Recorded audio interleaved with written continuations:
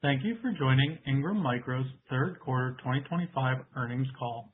I'll now hand the call over to Willa McMahon, Vice President of Investor Relations. Please go ahead.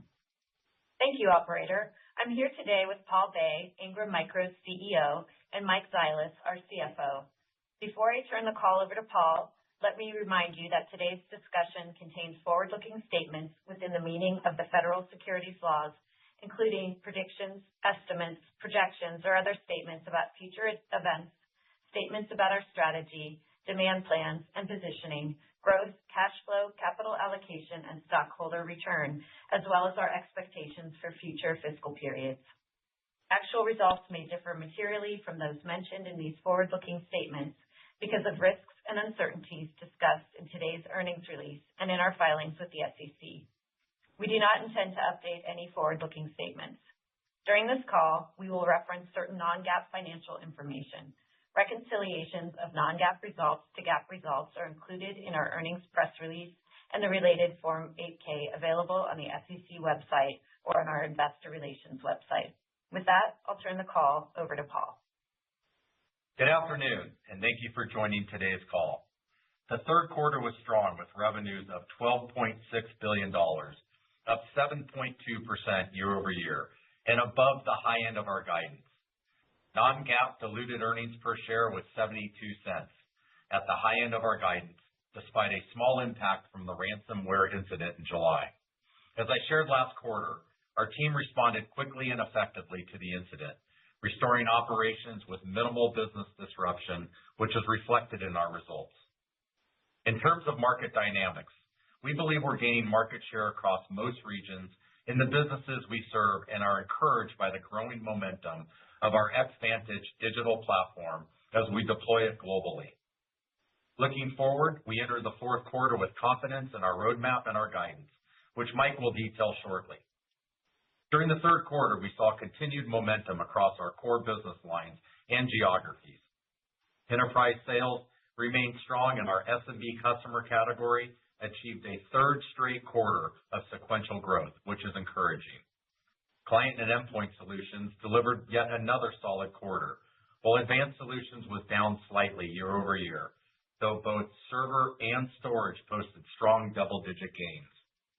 Networking grew modestly, driven by an increase in AI proof of concept activity in enterprise, partially offset by tough comparisons to last year's strong virtualization sales.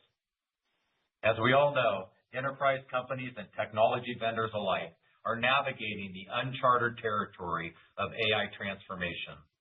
In the third quarter, the pace of change accelerated rapidly, with a wave of new partnerships and investments across the industry.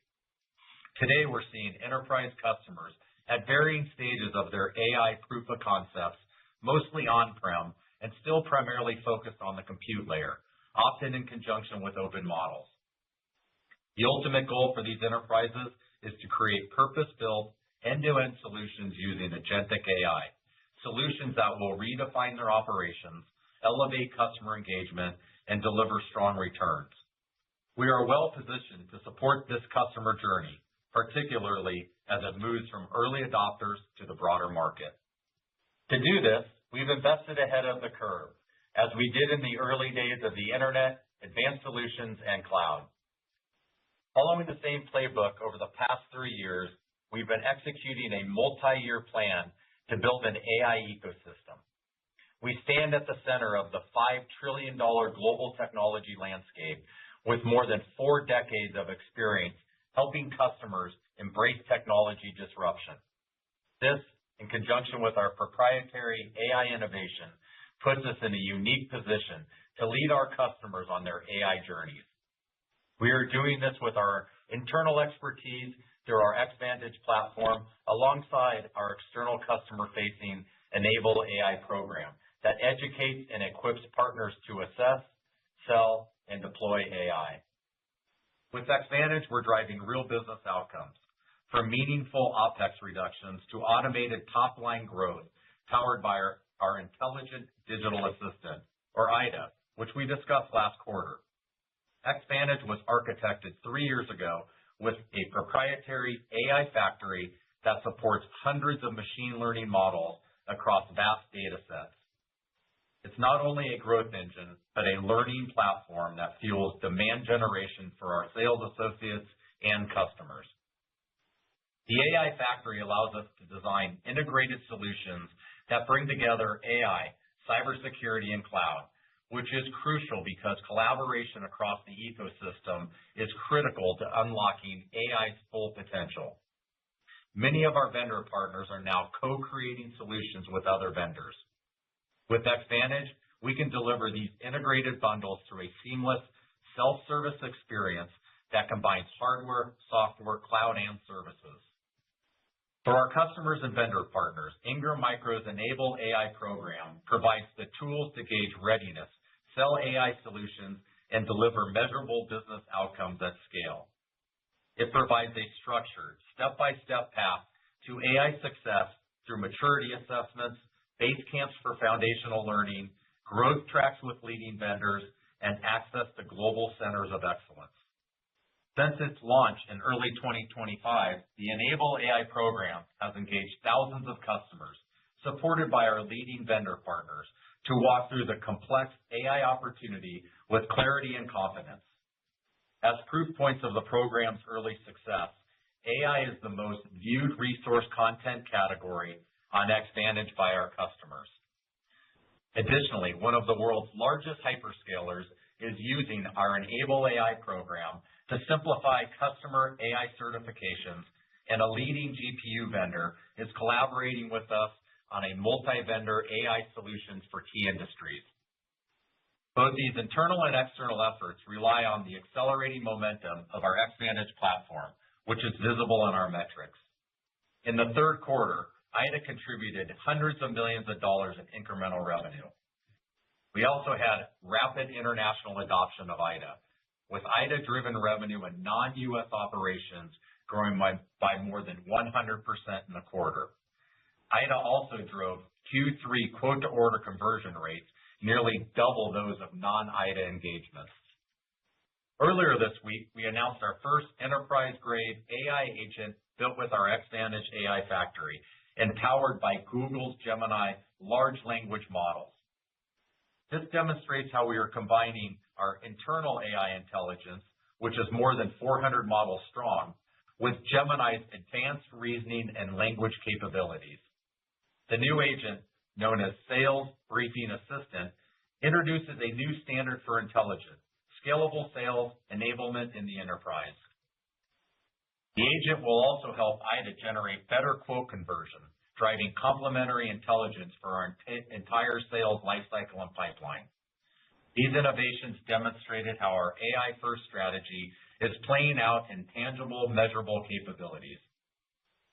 As we enter the fourth quarter, it's remarkable how much has changed in just 1 year since our IPO.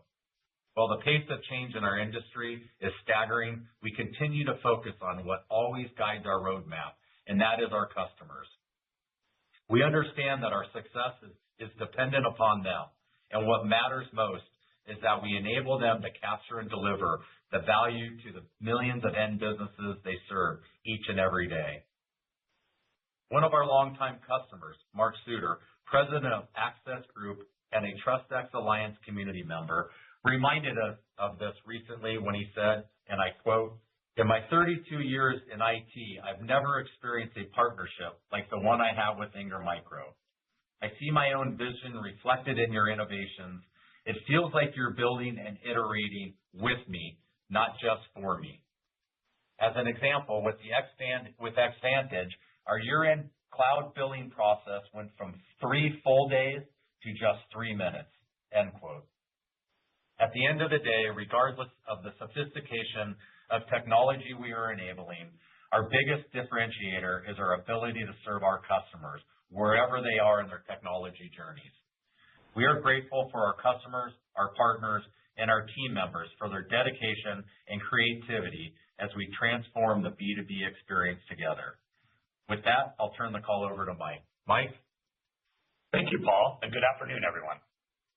As Paul highlighted, we had a strong third quarter with results that either exceeded or hit the top end of each of our guidance ranges, despite the impact of the July ransomware incident. As discussed on our earnings call in August, The incident prevented us from transacting for a handful of days in early July. At that time, we estimated a potential 1 to 2% top-line impact and a 2 to 4 cent impact on EPS. With the incident now more than 3 months behind us, we estimate the overall impact landed within a tighter range of 1 to 1.5% of net sales and 2 to 3 cents per share. And most importantly, we couldn't be prouder of how our team and our partners around the globe responded to minimize the impact and return to business so quickly. Looking at the third quarter in more detail, net sales of $12.60 billion were up 7.2% year over year in U.S. dollars and up 6.0% on an FX neutral basis. Client and endpoint solutions grew most notably at nearly 13% on an FX neutral basis, as we continue to see strong demand for notebooks, desktops, and related products. Advanced solution sales were down 4.5%, as growth in servers and storage was offset by softer results in virtualization and infrastructure software. We also saw a 4% decline in cloud. However, excluding the impact of one of our non-core divestitures during Q3, our cloud net revenues were up low single digits year over year. The year-over-year comparison of our cloud net revenues was also diluted by a higher mix of demand for product sales that are recorded on a net basis.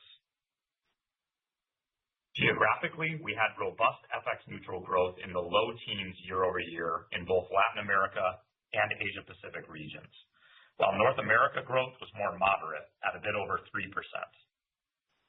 EMEA grew just slightly on an FX neutral basis, as the overall macro environment remains generally softer in parts of Europe. As I scan across our regional segments, solid growth in client and endpoint solutions, and particularly the desktop and notebook refresh, was a common thread globally.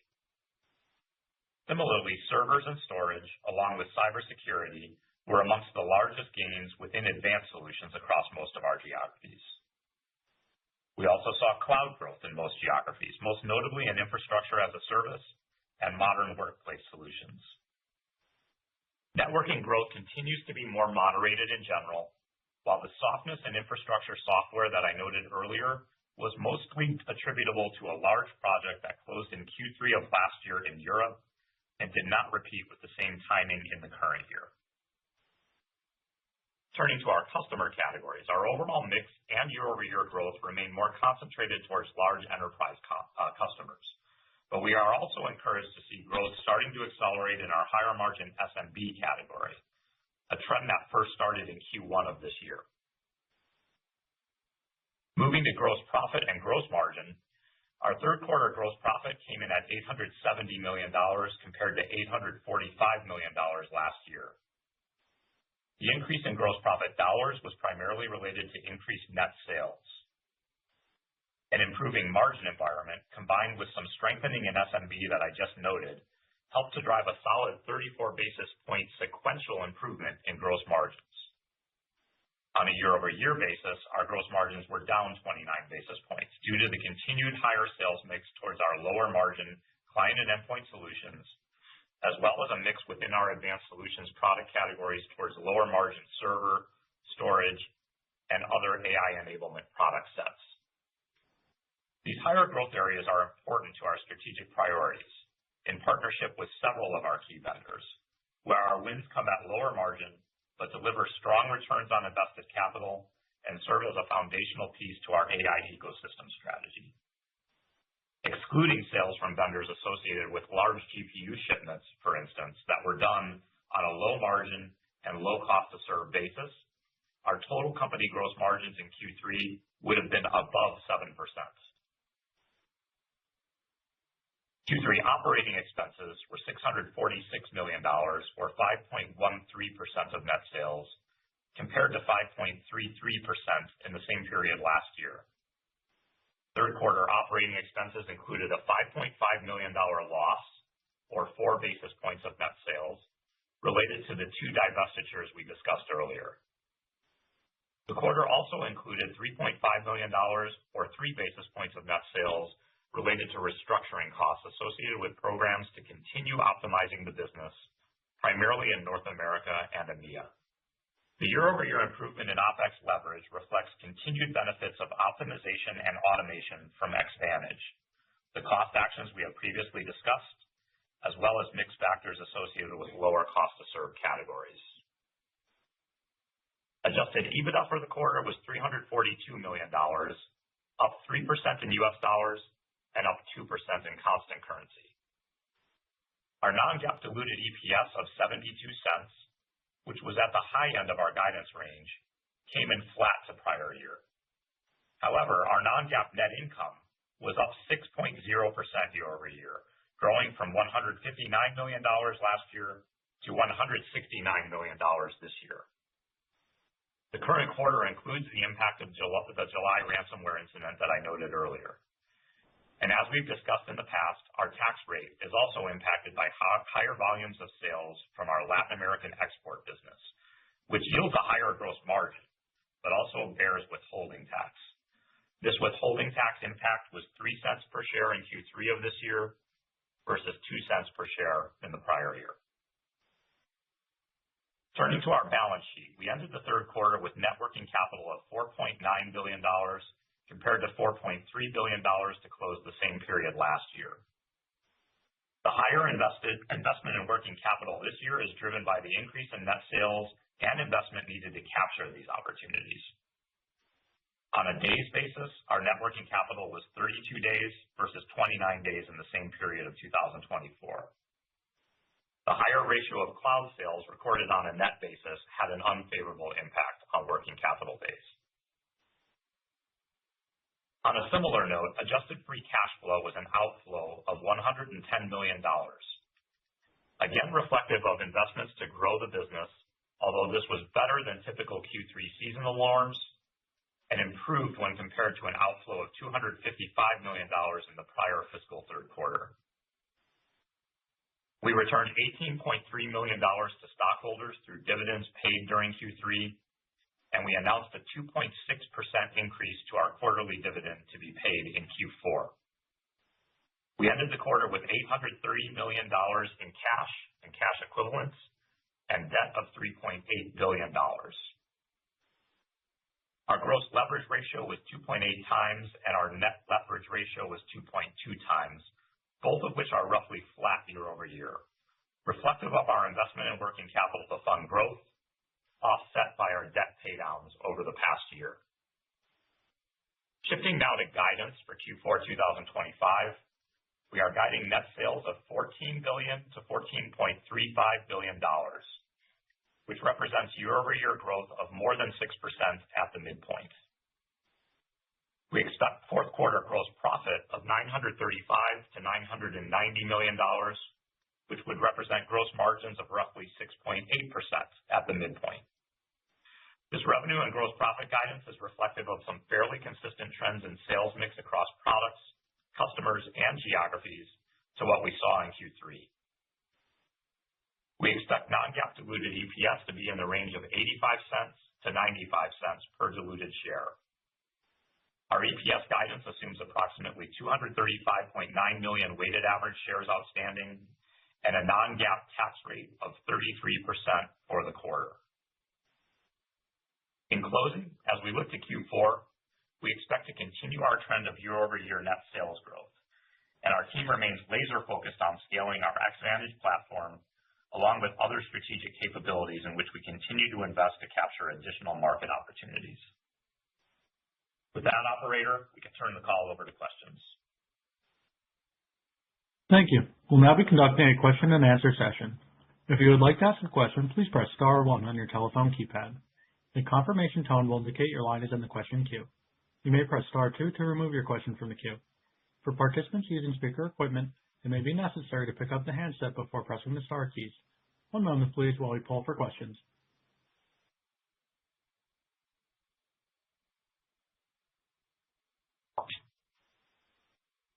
Thank you. Our first question is from Ruplu Bhattacharya with Bank of America.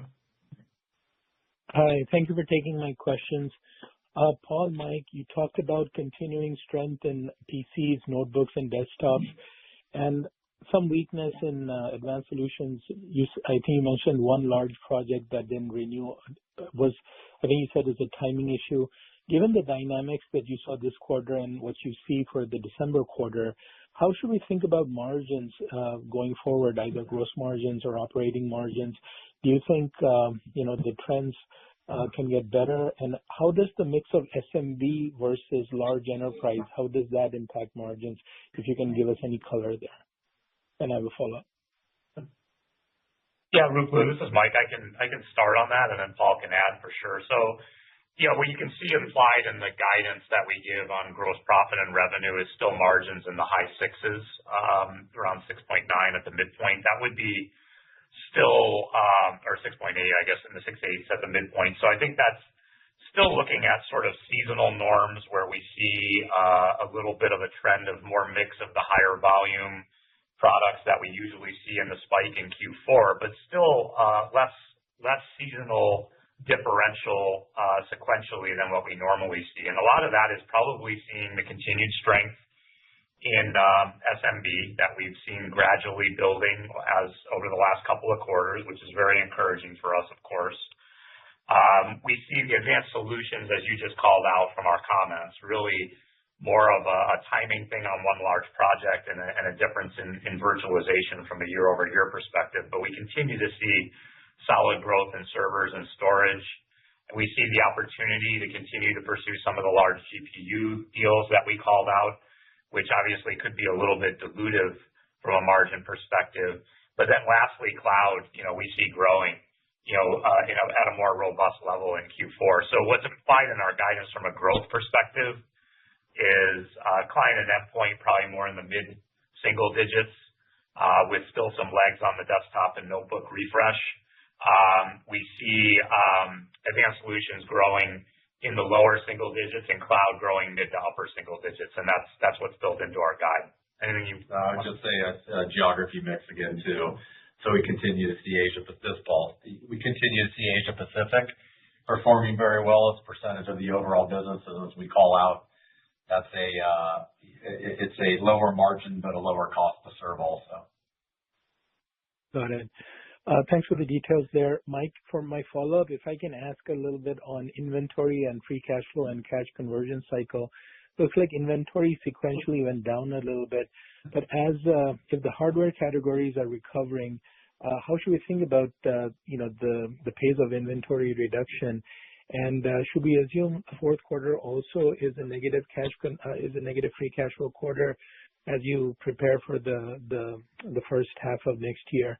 So any color on how we should think about working capital and free cash flow and going forward? Thank you. Yeah. So one of the things that we talked about in our last call is how we exited the end of Q2 with a little bit of buildup of inventory, which was mainly related to some large projects that we're going to sell through in Q3. And that did happen as expected, and that's what's contributing a little bit to the sequential decline you just noted, and also a lower than normal seasonal investment into working capital in Q3, where we usually are stocking for the kind of the hockey stick that we see in Q4 sales.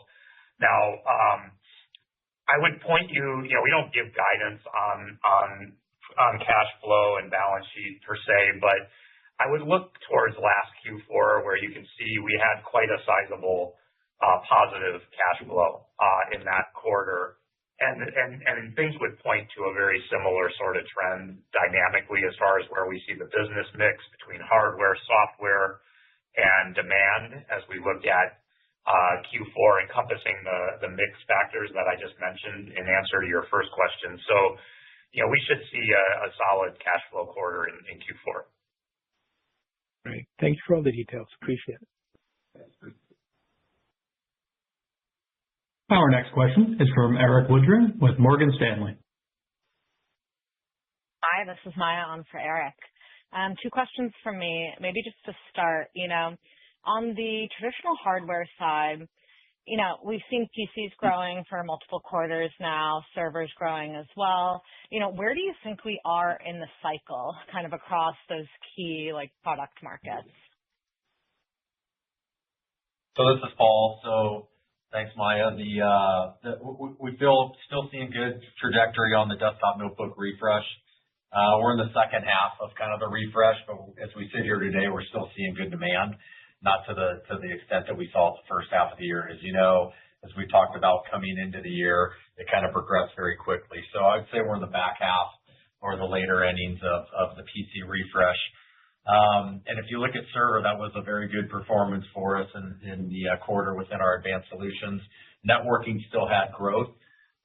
So there is still some of the refresh going on, as we talked about previously, some of the other categories, but there's still some legs to be there for those categories also.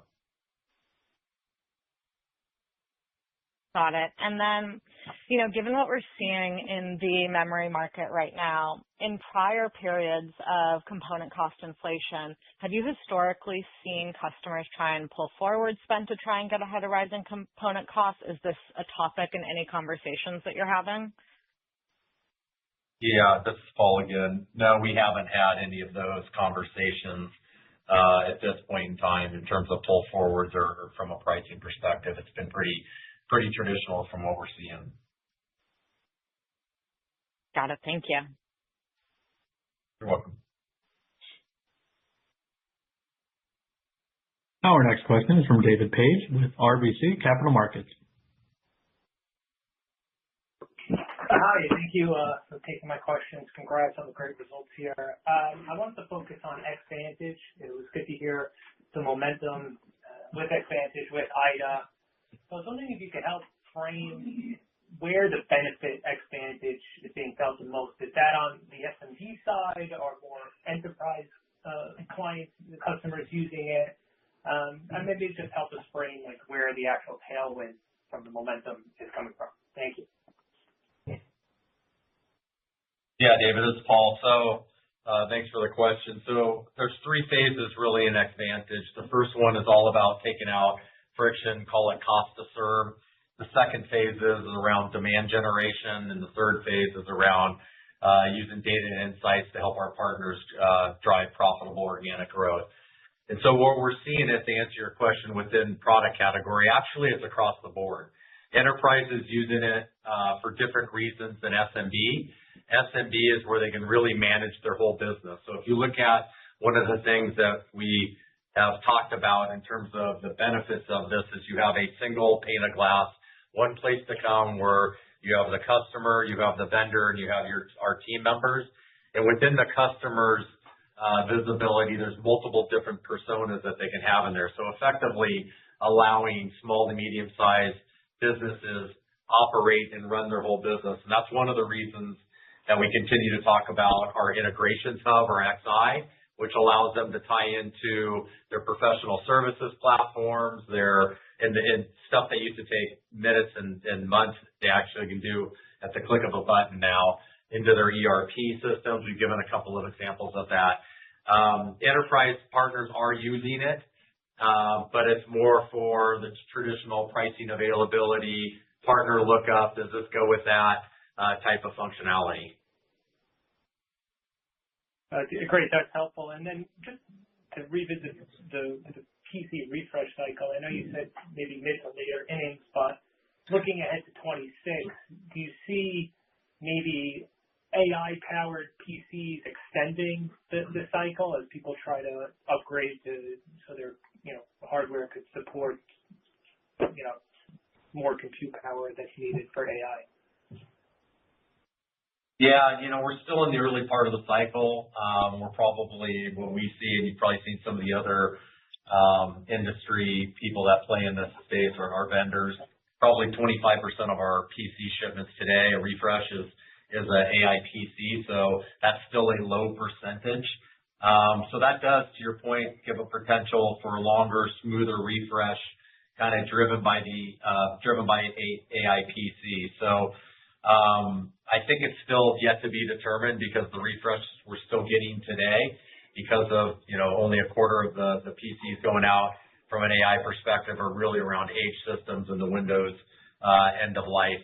So it's yet to be determined. I think we'll know more kind of at the beginning of next year of how AI could potentially provide a longer, smoother refresh cycle into 2026.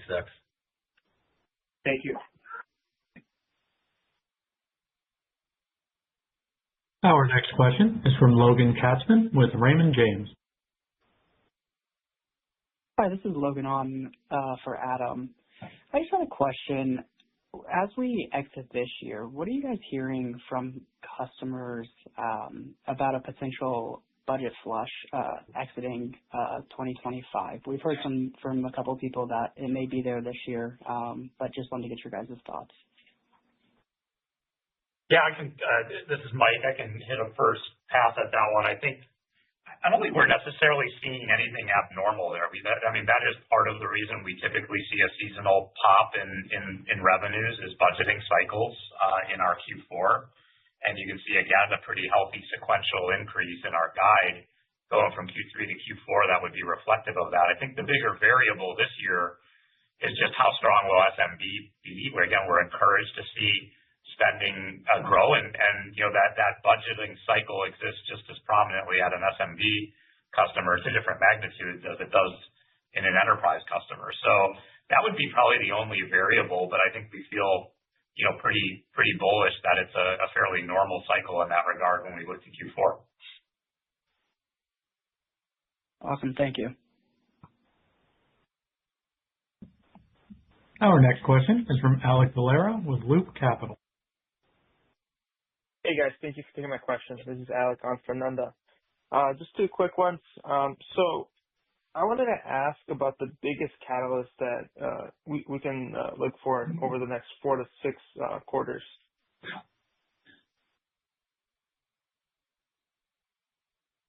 I think so. As we mentioned in this fall, as we mentioned in our prepared remarks, the things that are going on, what we're hearing from a market perspective are a couple of things. One is around services that the partners are continuing to build out.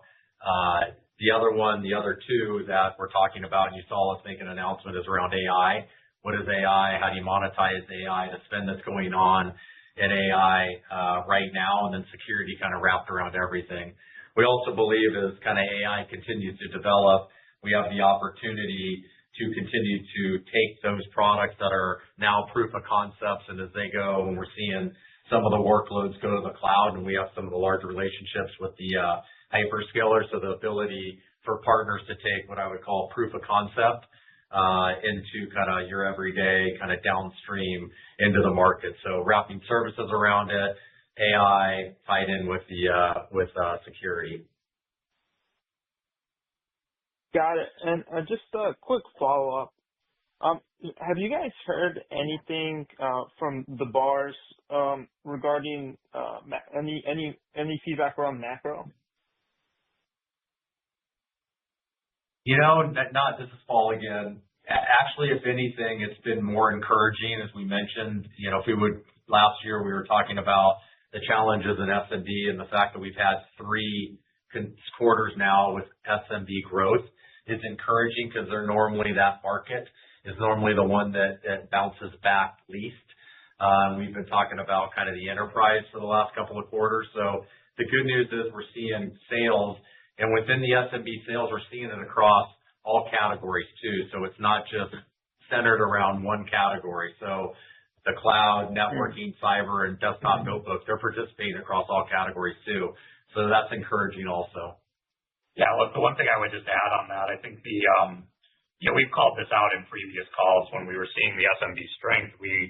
Our view, which isn't too uncommonly shared view from an economic perspective, was that certainly tariffs and inflationary environment were creating probably a little bit more overhang, as Paul just alluded to, especially on that SMB space. So that was definitely the more sensitive part of our customer ecosystem to that environment. And as we see inflation temper back a little bit, more certainty around tariffs, interest rates coming down yet again yesterday with the Fed move, and we'll see what happens after this.